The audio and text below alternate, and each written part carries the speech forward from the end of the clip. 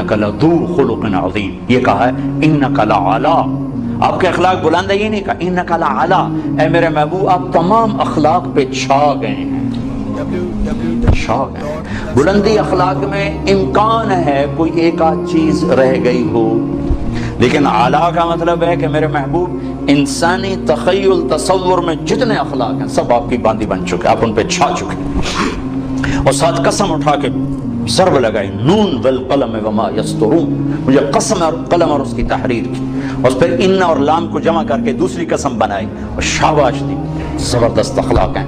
اتنے بڑی تعریف کے بعد ذو کی بجائے علی کا لفظ، تعریف کی انتہا، آگے کوئی انتہا ہے نہیں، پھر مطالبہ کیا وَخْفِضْ جَنَاحَكَ لِلْمُؤْمِنِينَ، ایمان والوں کے آگے بچھ جاؤ میرے محبوب، بچھ جاؤ۔ بولے نا یہ آیت میں تفسیروں سے نہیں سمجھا، یہ جناح کا لفظ آتا ہے نا، جناح پر، ساڑھے کوئی پر ہے تو لے کر پر بچھا دو، پر بچھانے کا کو میں یہ مفتی صاحب کو بتا رہا ہوں، چھوٹے مفتی صاحب کو، تو میں جب کالج پڑھتا تھا ہمارا گاؤں تھا دریائے راوی کے کنارے، راوی کے کنارے، تو جب ہم گھر جاتے تھے اپنے گاؤں لاہور سے تو سارے کزنز مل کر ہم شکار کھیلنے جنگل میں چلے جاتے تھے، تو 8 دن 10 دن ہم جنگل میں رہتے تھے، تو راشن، آٹا، دالیں، نوکر، بندوقیں، کار، ہر شے ساتھ ہوتی تھی۔ تو وہ ایک چاچا سردار ہوتا تھا مرحوم، اس کے 2 کوٹھے ہوتے تھے، ایک پہ ہم قبضہ کر لیتے تھے، تو وہ تیتر کا شکار ہوتا تھا، تو جب وہ تیتر کو لگتا تھا نا فائر، وہ کارتوس تو جنگل میں کہیں خالی جگہ آ جاتی تھی، تو چاچا سردار مرحوم تیتری کی آواز نکالتا تھا، وہ بیچارے تیتر پھنس کے آ جاندے ہیں وہ ایک جھاڑی کے پیچھے بیٹھ کے تیتری کی آواز نکالتا، تو وہ جھنڈ کے جھنڈ ایسے غول کے غول تیتروں کے باہر نکلتے، بہت تیتر ہوتے تھے اس وقت، تو پھر ہم ٹھا فائر کرتے تھے، وہ ہوتے تھے چھرے، وہ کارتوس، تو کسی کو 1 لگا، کسی کو 2، کسی کو 3، تو وہ یوں اڑتا تھا، تھوڑی سی ہمت ہوتی تھی، پھر گرتا تھا، اور گر کے اس کے پر بے بسی سے یوں پھیلتے تھے، اور ٹانگیں پیچھے چلی جاتی تھی، سر یوں ہو جاتا تھا، پر یوں ہو جاتے تھے،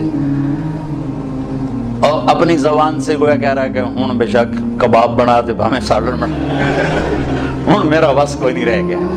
یہ جناح کا لفظ میں یہاں سے سمجھا بولا نا کہ اللہ یوں کہہ رہا ہے کہ لوگوں کے سامنے ذبح ہو جا، بچھ جا، ذبح ہو جا۔ پھر یہی لفظ اللہ نے ماں باپ کے لیے استعمال کیا، وَخْفِضْ لَهُمَا جَنَاحَ الذُّلِّ مِنَ الرَّحْمَةِ، اپنے نبی سے کہا امت کے سامنے بچھ جاؤ، اولاد سے کہا ماں باپ کے آگے بچھ جاؤ، وَبِالْوَالِدَيْنِ إِحْسَانًا إِمَّا يَبْلُغَنَّ عِنْدَكَ الْكِبَرَ أَحَدُهُمَا أَوْ كِلَاهُمَا فَلَا تَقُلْ لَهُمَا أُفٍّ وَلَا تَنْهَرْهُمَا وَقُلْ لَهُمَا قَوْلًا كَرِيمًا وَاخْفِضْ لَهُمَا جَنَاحَ الذُّلِّ مِنَ الرَّحْمَةِ وَقُلْ رَبِّ ارْحَمْهُمَا كَمَا رَبَّيَانِي صَغِيرًا مِنَ الرَّحْمَةِ، پرندہ تو بے بس ہو کے پر بچھاتا ہے، تو خوشی سے بچھا، محبت سے بچھا کے حق ہے۔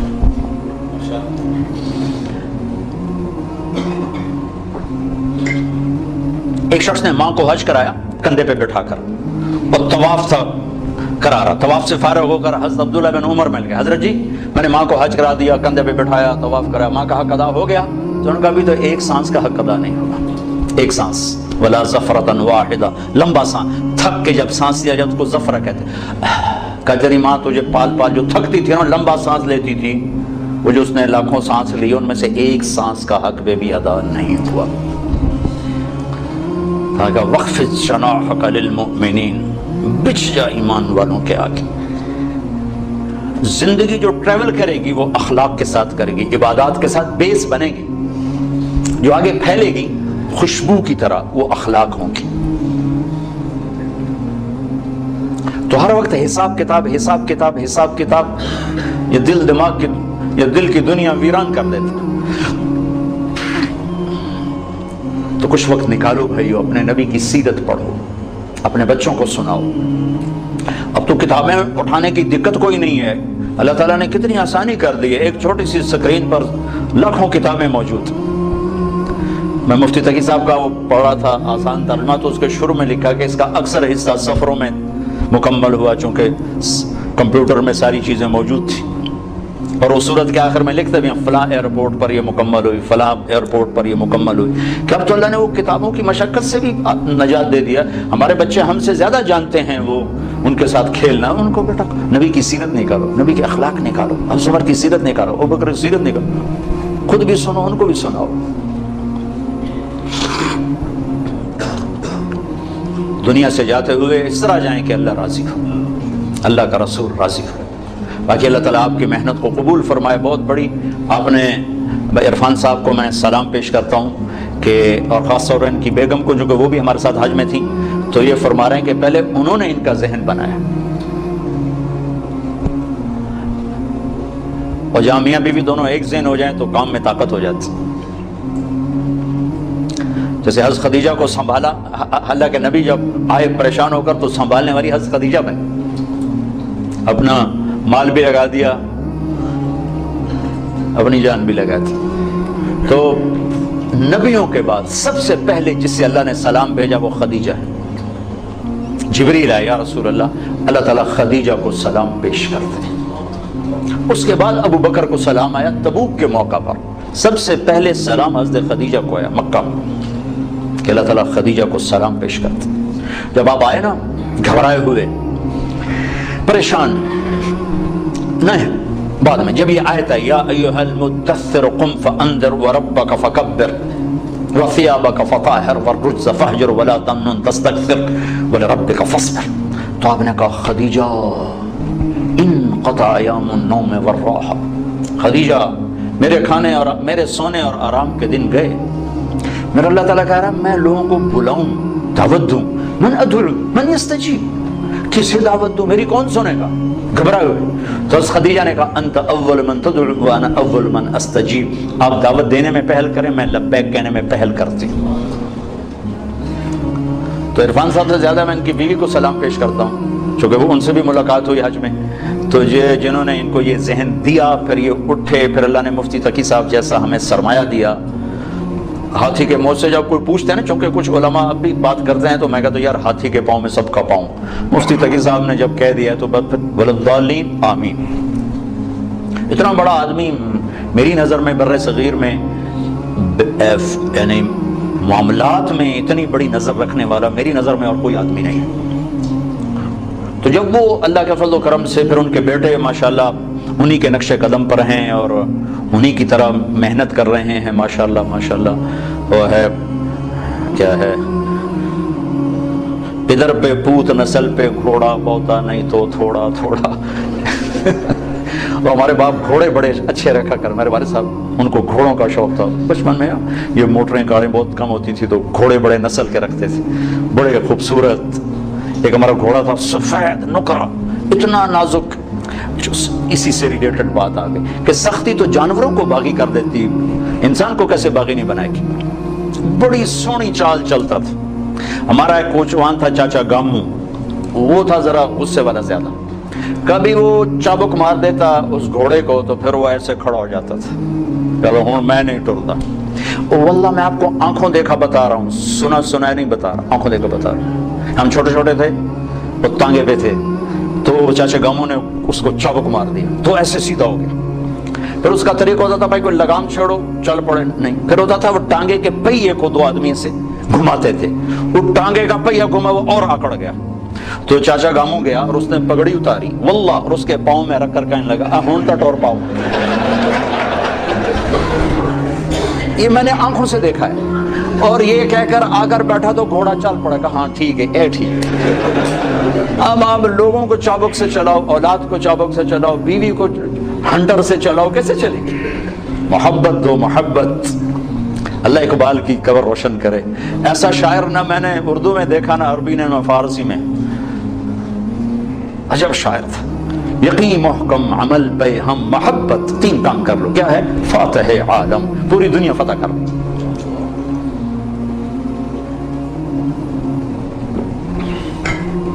تو میرے محبوب کی ایک خوبصورت زندگی ہے جس میں معاشرت بھی ہے، معیشت بھی ہے، عبادت بھی ہے، عقائد بھی ہیں. ان سب کو زندہ کرنا اسلام ہے.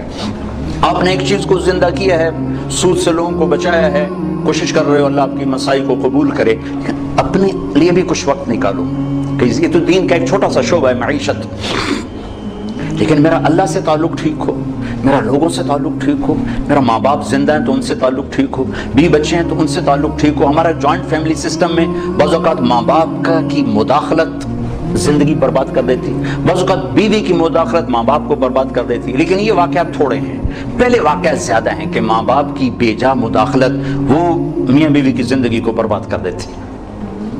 اور آگے حدود کا پتہ نہیں ہے تو وہ ماں کے چکر میں بہت سے لوگ اپنی بیویوں کو تباہ کر بیٹھتے ہیں، اپنے بچوں پہ بیویوں پہ بڑی بڑی زیادتیاں کر جاتے ہیں۔ میں چونکہ پنجاب کا ہوں، دیہات کا ہوں، اب ذمہ دارہ معاشرت ہے، میں یہ ظلم بہت دیکھتا ہوں۔ تو میں 15 سال سے یہ مضمون بیان کر رہا ہوں۔ کتنی زیادہ ٹریفک ہو، لائن میں چل رہی ہو تو کوئی ٹریفک نہیں پھنستی، لیکن اگر ایک دوسرے کی لائن میں گھس جاؤ تو کھلوتے ہوئے ہم سارے دیں۔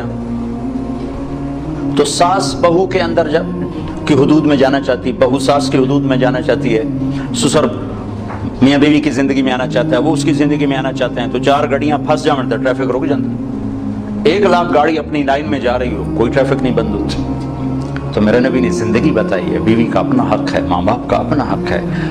میرے ماں باپ کی وجہ سے میری بیوی بے عزت نہ ہو، میری بیوی کی وجہ سے میرے ماں باپ بے عزت نہ ہو، بہن بھائیوں کی وجہ سے بیوی کا رشتہ خراب نہ ہو، بیوی کی وجہ سے بہن بھائیوں کا رشتہ خراب نہ ہو۔ اس کو بیلنس کرنا، آپ کے تو بینک کا نام ہی میزان ہے، بڑا خوبصورت نام رکھا ہے، عدل، ترازو۔ تو بیلنس آف لائف میرے نبی سے ملے گی اور کہیں سے نہیں ملے گی، کہ کس طرح آپ نے بیلنس کر کے دکھایا ہے ہر چیز کو۔ یہ تبلیغ، اس کو سیکھنے کی محنت، تو اس میں ٹائم بھی دے، جب اللہ موقع دے تبلیغ میں وقت لگائیں، اس سے انشاءاللہ آپ کو ہمت ملے گی، قوت ملے گی۔ اور اپنی روزمرہ کی زندگی میں آخری ایک بات کر کے ہم دعا کرتے ہیں۔ ابو دجانہ رضی اللہ تعالیٰ عنہ کا قول آپ کو سناتا ہوں۔ ابو دجانہ ایک صحابی ہیں جو بڑے صحابہ میں شمار ہوتے، اور جنگ بدر سے لے کر آخری حج تک ساتھ رہے ایسے صحابہ چند سو ہوں گے، 1000 نہیں چند سو، کہ جو جنگ بدر سے لے کر آخری حج تک ساتھ رہے ہوں۔ یہ 1.5 لاکھ میں چند سو ہوں گے، 1000 نہیں چند سو، ان میں سے ایک آدمی ہے ابو دجانہ۔ ایک بات ہو گئی۔ دوسری بات، یہ صحابی ہیں اور اللہ نے کہا کُلًا وعد اللہ الحسنى، سب کے لیے جنت کا وعدہ، صحابہ۔ پھر یہ حدیبیہ میں شریک ہیں تو اللہ نے کہا لقد رضی اللہ عن المؤمنین، حدیبیہ والوں سے اللہ راضی ہو گیا۔ پھر یہ بدر میں شریک ہیں تو اللہ تعالیٰ کے نبی نے کہا بدر والے جو مرضی کریں اللہ نے معاف کر دیا، ٹھیک ہو گیا۔ پھر تھوڑا سا میں ان کی تاریخ بتانا چاہتا ہوں تاکہ اگلی جو میں بات کرنا چاہتا ہوں اس میں وزن آپ محسوس کر سکیں، ورنہ وزن نہیں آئے گا۔ احد کے میدان میں آپ نے یوں تلوار اٹھائی، کہا یہ تلوار کون لے گا؟ تو کئی لوگ کھڑے ہو، پھر آپ نے کہا اس کا حق کون ادا کرے گا؟ تو سارے بیٹھ گئے، صرف 3 آدمی کھڑے رہے، ایک عمر، ایک زبیر، ایک ابو دجانہ۔ تو آپ نے وہ تلوار نہ عمر کو دی نہ زبیر رضی اللہ تعالیٰ عنہ، وہ ابو دجانہ کو دی۔ تو حضرت زبیر آپ کے پھوپھیز آدمی ہیں اور ٹاپ 10 صحابہ میں ہیں، ابو بکر، عمر، عثمان، علی، طلحہ، زبیر، سعد، سعید، ابو عبیدہ، عبد الرحمن۔ آپ نے ایک محفل میں ان 10 کے نام لے کر فرمایا کہ یہ سب جنتی ہیں، ان میں ایک زبیر ہے۔ وہ کہنے لگے میں پھوپھی کا بیٹا، شجاعت کی دھاک بیٹھی ہوئی، مجھے نہیں دی، اس کو کیوں دی؟ اب میں دیکھوں گا یہ کیا کرتا ہے۔ تو ابو دجانہ رضی اللہ عنہ نے سرخ پگڑی باندھی، مرنے کی تمنا، خون و خون ہونے کی تمنا، کان الذی عاہدنی خلیلی ونحن بالصفح لدى النخیل، اللہ اقوم الدہر بالقیول وَأَضْرِبْ بِسَيْفِ اللَّهِ وَرَسُولِهِ، کہ میں وہ ہوں جس نے اپنے نبی کے ساتھ وعدہ کیا ہے کہ پہلی صف میں کھڑے ہو کے لڑوں گا، پچھلی صف میں نہیں، اور اللہ اس کے رسول کی تلوار کا حق ادا کروں گا۔ اور ایک طرف سے حملہ کیا اور پورے قریش کے لشکر کو چیر کے پار نکل گیا۔ تو زبیر رضی اللہ عنہ حیران ہو، یہ کیا بلا ہے؟ آگے ہندا اور عورتیں وہ بجا رہی تھی، ڈھول بجا کے نا قریش کو تیار کر رہی تھی، نحن بنات طارقی نمشی علی النمارقی مشی القتل بوارقی المسک فی المفارقی والدر فی المخالقی ان تقبلوا نعانقی او تدبروا نفارقی فراق غیر وامقی۔ یہ گانا گا رہی تھی کہ آگے بڑھو گے تو گلے لگائیں گی، پیچھے ہٹو گے تو تمہیں دھکا دے دے گی، مفہوم اس کا یہ ہے۔ تو جب ابو دجانہ پڑھے تو ساری عورتیں بھاگ گئیں، ہندا قابو میں آ گئے، تو آپ نے یوں تلوار اٹھائی اور اس کے مانگ پہ رکھی، اس نے چیخ ماری، تلوار ہٹا لی۔ تو پیچھے زبیر تو پیچھے بھیج دو، یہ کیا کیا؟ نبی کی تلوار ہے، عورت کے خون سے رنگین کرنا اس کی شان کے خلاف ہے، واپس لے لی۔ پھر پیچھے ہٹے اور پھر مجمع کو چیر کے رکھ دیا۔ سامنے ایک ہاتھی جیسا قریشی لشکر میں تھا، لوہے میں ڈوبا ہوا، تو زبیر کہنے لگے میری جی میں اس سے ٹکر ہو تو پھر میں دیکھوں ابو دجانہ کیا ہے۔ وہ اللہ کا کرنا ہوا، اسی سے آمنا سامنا ہو گیا۔ تھوڑی دیر کے لیے جنگ رک گئی، دونوں کی شجاعت اور جنگ ایسی خوبصورت کہ بہادری بھی اش اش پکار اٹھی۔ مسلمان بھی رو گیا، قریش بھی رو گیا، اور دونوں اپنے وہ رکن اسلام، وہ رکن کفر۔ آخر ابو دجانہ رضی اللہ تعالیٰ نے جو اس پر وار کیا، جو کندھے پہ لگا، اس طاقت سے تلوار چلی کہ 2 ٹکڑے میں رکھ کے یوں کہتے ہیں 2 ٹکڑے کر کے پھینک دیا۔ پھر لوہے کی ٹوپی تھی نا یوں اتاری، ما ترا، کیا دیکھ رہے ہو؟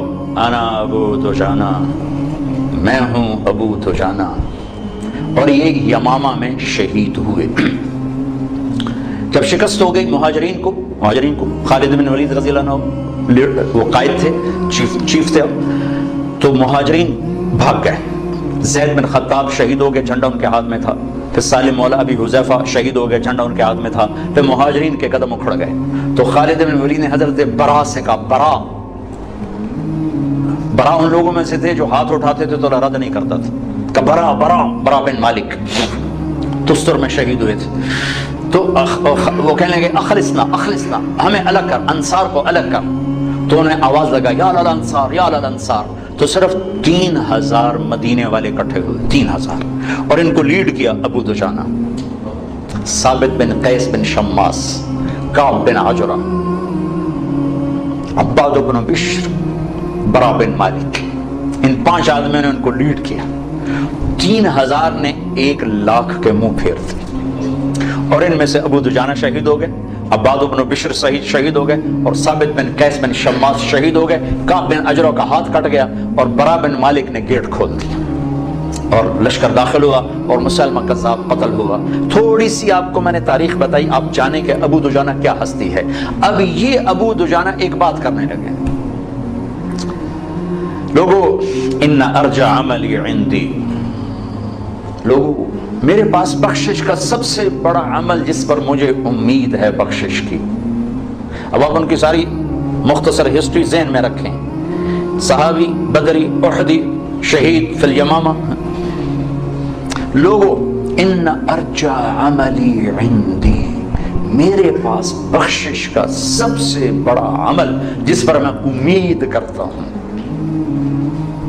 انی ما آذیت احدا بلسانی، میں نے آج تک اپنی زبان سے کسی کو دکھ نہیں پہنچایا، ولا اجد فی قلبی غلا لاحد، اور میرے دل میں کسی کے بارے میں کوئی بغض نہیں ہے۔